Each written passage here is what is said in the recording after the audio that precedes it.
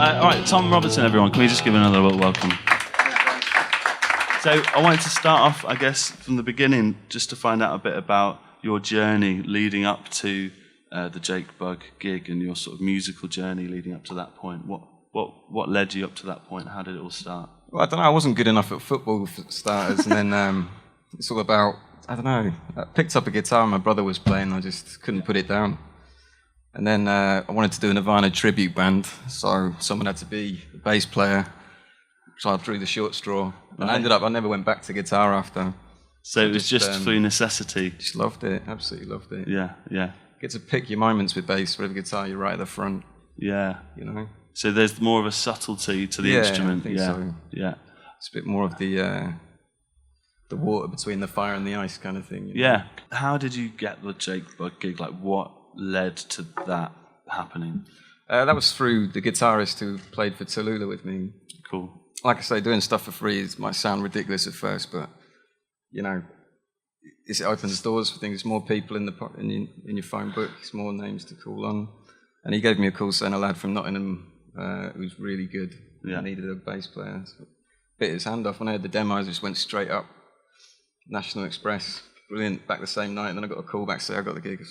That's it. So that was a session for Jake Bugg. Mm-hmm. And he discovered Jake and just chucked my name in the hat, and I was very grateful. So was he the producer of those demos?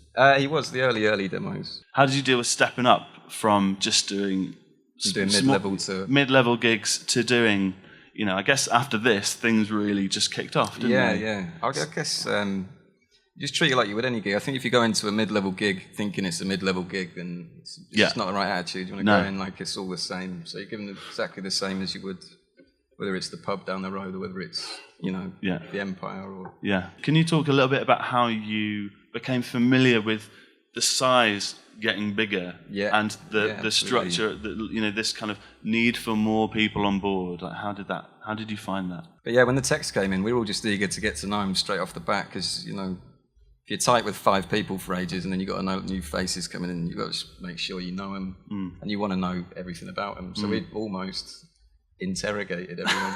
Between the 3 of us, we just, not in a bad way, but you know, we just get the answers we want. Then you can just start having fun and feel comfortable with each other.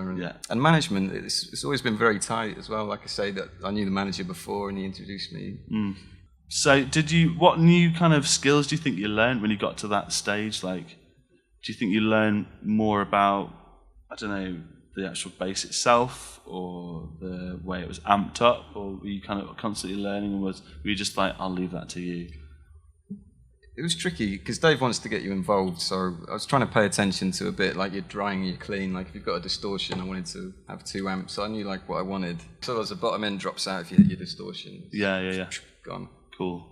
But you got to pay a bit of attention. But if you know what you want, then you just trust in your tech, because he's a genius. He's better than I could ever be. This is great. On the subject of touring, how do you keep the stamina? Like, say it's really hard work. You must like sometimes be like, really again? Right. Yeah. How do you keep going? It's just important to go out there and do it, because people have paid the same price there as they have the gig 5 weeks ago when you thought you were doing really well, you know, and they're expecting the same show. So you just got to put that out of the back of your mind, and it's not an option to give up, or you can't have a sick day. So that's basically your motivation It's for the crowd, yeah. Guitarists, drummers. Have you got any advice off the top of your head that you might... Just take everything seriously. Have fun, but take it seriously, and just try and keep the peace, turn up on time, and try not to over-ice the cake, man, if you're coming up with lines and stuff. Especially, I know drummers get this in the ear all the time, because for overplaying and doing 50 fills here and there. Yeah. Just try reining it back until it's asked of you, and then they'll be like, he's just dropped out of the bag. Asked him a minute ago and he's just filled that in. Yeah. So anything you got in your mind, I just hold it back. I want to thank you, Tom, for coming in, man. Thanks for having me. It's been wicked. Really nice talking to you all as well. Thank you all for coming as well.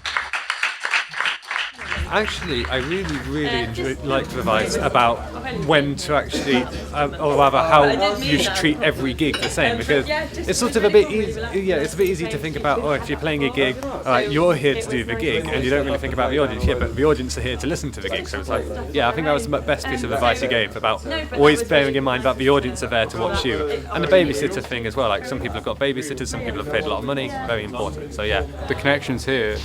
It's brilliant because from the advice that you get off the people that come here, and from what people tell me from the other people that come here, you can really use it and put it into your songwriting and the way you actually, evolve your writing around to other people and within your band.